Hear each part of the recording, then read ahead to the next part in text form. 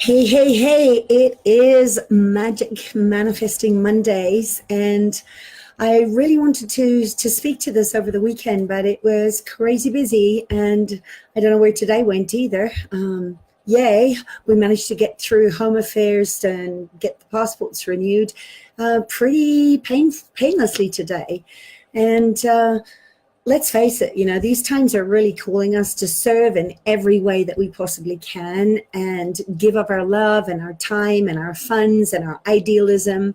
And I know these shifts seem more breakneck and unrelenting than ever, and stress isn't going to go away. And in our beautiful concern as these sort of dire issues of what we're doing to the world and how we have to actually create a new code with money as love, as the abundance code of being willing to have resources so that you can give back more. I get it, that it's understandable that you might be feeling helpless or disillusioned right now. And I just want to tell you that there is no place in your life right now to give up hope and faith and trust in your abilities to get resourceful if you are having challenges with resources right now, and use your small but mighty life to really nourish and heal and lift up and trust fully, which, by the way, I'm really excited to know that we're about to launch the podcast Trust Fully, which is for kind people like you to join together in this We Too movement. We need you right now. And it's going to be fun. I hope it's going to be fun. It's going to be a ride. But hi, Bantu and Ulrika and Penelope and Jody. It's so great to have you here with me. And like I said, I really wanted to address with this struggle that I hear so many people talking to about self-loathing and toxic shame, and where you might be finding yourself struggling to really accept yourself and the mistakes that you've made. And if you have been in a narcissistic relationship, and I just want you to know it's not your fault. You're not going crazy, and you're certainly not alone. And in this sort of little live riff today, I want to give you a couple of tips that I've learned on how to embrace your shadows and find the happiness that you know is possible, and it's always been available to you. It's your birthright to thrive. And when you learn, right, it is in the training. That's why it's called mastery. You have to learn to embrace your shadows rather than run from them. And when you do, everything starts to change. And self-acceptance is always tied to your overall happiness and your sense of well-being. And we get to learn who we are through our parents' vagal tone. Remember, before our own vagus nerve is strengthened pre-3-year-old, we're picking up on the impulses of our environment based on the feedback that we get from our primary caregivers. And if they were ambivalent or avoidant or unavailable to you as a child, especially our mothers, it is very easy to get confused about how you love yourself and how you accept yourself and how you value your unique capacities and talents. And just know, if you're here for the first time, I offer a lot of tips and resources over on my YouTube channel and here on Facebook. So make sure you subscribe to that, and also listen to some of my audio clips on SoundCloud, where I talk about how to heal the abandoned child in the mother wound. Until the podcast is up. So just remember, you're not your actions or your thoughts or your emotions. You are the one that thinks the thoughts and has the feelings and takes the aligned action through your power of choice. You, the innate you, is divine, and you're more than enough. You already have been. You always have been. You came in whole and complete, and you've come in to learn how to heal the lies and the limitations and the programming that you might have adopted from people that brought you up and grew you, and really get truthful about where there are lies that you're trying to make true. And maybe you are suffering from low self-esteem because you've been in a codependent and narcissistic relationship. And just know, as codependents, if you have been in a pattern of that, you're going to cope with a situation that comes up because you need to keep yourself safe. So if you are trying to learn to love yourself after narcissistic abuse, I want to tell you that even if you are a current people pleaser and a recovering perfectionist and you're learning how to create strong, healthy boundaries, this is a muscle that you need to learn to exercise and strengthen and lay down new neural pathways. And when you do that, you don't need outside validation or people to acknowledge you anymore. And it is completely liberating when you're no longer attracting narcissistic and codependent relationships into your life. I know it's not easy to do, but it's so worth it when you actually start to explore, get curious about who you are being based on your programming. And I know after trauma and abuse, and when there is triangulation going on in that sort of narcissistic abuse, you can do it and you're not alone. So my first suggestion for today is just to realize that you mustn't take things personally. I know it's hard, but you need to take yourself out of it into a space of non-attachment and be the quiet observer, the listener. And when you do, it'll allow you to see what is triggering you and what thoughts are coming up that you then think you need to react to and jump in and rescue people. No. Push pause on the world, notice your breath, notice your thoughts, and just allow the thoughts to arise.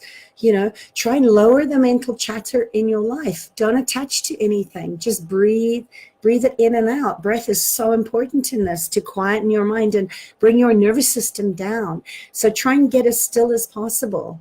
Don't attach to anything. Just observe your breath, observe the thoughts, and just try to note that you're the observer in this, that the mental space is just that. Don't judge what comes up. Just be the observer. Note and observe over and over again. And you can say to yourself, wow, this is such an interesting point of view that I'm having this thought or feeling or emotion. And know that you have the power of choice to just be the witness of that and not necessarily need to step into one of your old patterns of coping or addiction because you haven't got healthy boundaries in place and you don't know how to say no and follow through with that. So you really want to just embrace everything that shows up, that, wow, okay, there's a thought, I'm just observing it. And, just say for the sake of discussion that you're saying, gosh, I really observe in this moment that I'm feeling really upset with myself and I'm making myself wrong because I had a conversation, and it was none of my actual business to get involved in that. But if you do notice that you have guilt come up in that conversation, just notice there it is, and lean into it, embrace it because you can see it. And you can see that the triggers are showing you those pattern repeats that you want to change. So just go, wow, that is such an interesting point of view. I have that point of view. And, just have that internal conversation when you're calm. And how do you get calm? Well, you just observe it. You get really still. And then you want to look at where are you being the judge and the juror. Because a lot of times your brain is going to want to compartmentalize things based on your past experiences. So we have to resist the power of our will to fall back into the old patterns. And this is where I say, when you feel it coming up, feel yourself resisting or feel yourself knowing that you need to have a conversation, but just notice the desire within you that conversation is something that you can come back to, because oftentimes behind that, you're always going to judge. This is the should of the would of the blame, the shame, the regret, where you judge yourself for doing something that doesn't feel in alignment or maybe doesn't feel congruent. So I want you to tread gently on yourself and be compassionate. Allow whatever comes up to come up. And what you can also do is ask, whose voice is this in your head? Is this your mother's? Is this an ex-lover? Or, is this the school teacher that shamed you when you were in 5th grade? And just get really, really curious, because 99% of the time you're going to realize that it wasn't yours in the first place. It was an assign. Someone gave it to you, like you issue a ticket, not a tissue. The issues are in your tissues, and that power holds in you what it's trying to accomplish. And maybe a lot of times in the past, you did it to protect yourself. I've got decades of that thought and programming. Most of us do, that creates this constant stream of mental mind chatter. It's the mind fuck of all mind fucks. So when you feel that you're engaged in that sort of place of friendly fire, turn it inward and sit with it, go deep down so that you can have a more loving, kind conversation with yourself. And then you want to just be able to sit with the feelings, sit with the physical response that comes up, and ask yourself, is this really true? I love the work of Byron Katie because it's so simple and it's part of my trust process. It's just like you just allow it to be in your awareness, and you'll notice the thoughts come and they go by. And another one comes and it goes by when you don't respond to it. And the other thing you want to do is start to pay attention to where you are putting your attention on, because there's a stream of consciousness, 40,000 thoughts, feelings, and emotions every single day. And thoughts do become things. We're made of atoms and molecules and the space in between. And we're part of this quantum field. So you have to notice that in the matrix, you may be picking up somebody else's projection or judgment on themselves, and that it's not yours, because if you're part of my group, you know that you're a highly sensitive person. And you feel very, very deeply. So you want to develop some skills over trying to control the stream of consciousness that's flowing through your mind. And I think this is one of the first things that I find is the foundation of everything with my clients when they're learning how to use the trust process to create peace and calm, regardless how chaotic the external environment is and whatever is being thrown at you. Because this is a place where you're saying to yourself, you can rest here. It's safe. You can be peaceful and calm. I've got you. Okay. And that's the conversation you want to have to your frightened child parts, so that they can come back into rest and digest, and you can then assimilate whatever that is and adjust your position accordingly to create a more aligned choice. So we want to make sure that we're flowing our focus and attention in the direction of appreciation. Gratitude. Find something that you can appreciate, even in the worst moment, even though it's uncomfortable. Comfort your discomfort. I talked about this the other night. And just remember that what you appreciate always appreciates. So your attention and energy is always going to go to what is the most immediate threat, perceived or real, in every single moment of your living being presence. So we want to make sure we're flowing our focus towards what we want, not what's wrong. Start looking about what's right about you, and look at what you can appreciate, that you can have gratitude for about you and what you're learning on your journey about yourself, and how you sense the world through your body. And stop making yourself wrong for making mistakes. We all make mistakes. And how do we get through that? Well, it's called mastery for a reason. It's called training for a reason. So we need to look at how can I be bigger and greater than I was the day before? And the best way to do that is to just appreciate whatever comes to you. I always say pain is an incredible teacher. So is every challenge that's thrown to you. So just be grateful for simple things. If you can't find something deep, just go with, I'm grateful that I woke up this morning. I'm grateful for the breath I have and water flowing through my taps, or whatever it is. And you'll find it gets easier and easier for you to do that. Because when you accept that our flaws make us human, it's part of our humanness to judge. I don't think that we ever stop judging, but we can certainly be in more allowance of what we're judging. And look at what is part of your process there's no shame in that, when we can embrace the aspects of ourselves that we're normally pushing away or hiding in the shadows because it's too intense to feel that deeply, go there and just accept that we're going to make mistakes. For me, a mistake is just we took something, tried it on, and it didn't fit. So let it go and choose something else. Because, sometimes we do hurt other people's feelings, and we can say we're sorry. But it starts with forgiving yourself first, to stop beating up yourself up all the time and move away from that aspect of you that wants to be the protagonist and the judge and the skeptic and the cynic and the intermingle. So the more that you're able to accept yourself, warts and all, flaws and all, and the more that you can see yourself as an evolution of your own consciousness, the more lighthearted you're going to be. And the amazing thing also is that the more accepting that you are of your flaws, the more you are of other people's flaws. And this doesn't mean that you're tolerating abuse. It just means that the more accepting you are, and the more that you see that you're that you're not infallible, that you make mistakes, the more you're able to see compassion for people that are hurting. You remember, hurt people, and you have to feel in order to heal it.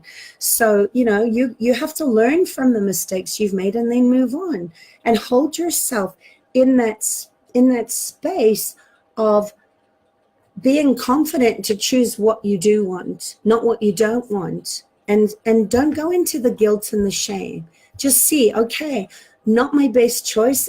What have I learned from this? What can I appreciate about it? Then move on. Because remember, you're not your feelings. You're the one that feels everything intensely.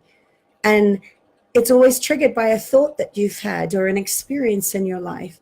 So you have to really, really be very mindful of how you're holding yourself in all of this, and notice what you're feeling and allow it to just be there. Remember, emotions don't run emotional programs if you don't let them. So when you can think and observe how you're feeling and then make choices based on, something that's logical and reasonable, and sometimes it'll be totally counterintuitive, but it's trusting that and following through.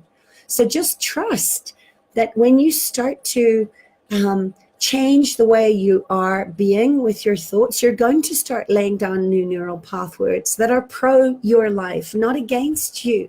There's the you and there's the anti-you, and it's not going to go away on its own. So it's well worth the time and attention to turn those internal conversations around into a more loving and gentle disposition toward yourself.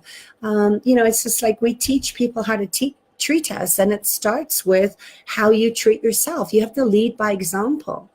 So just remember, you're not your actions, you're not your past, you're not your mistakes. These are the blessings, right? The lessons with the blessings attached that we don't always see when we're in it.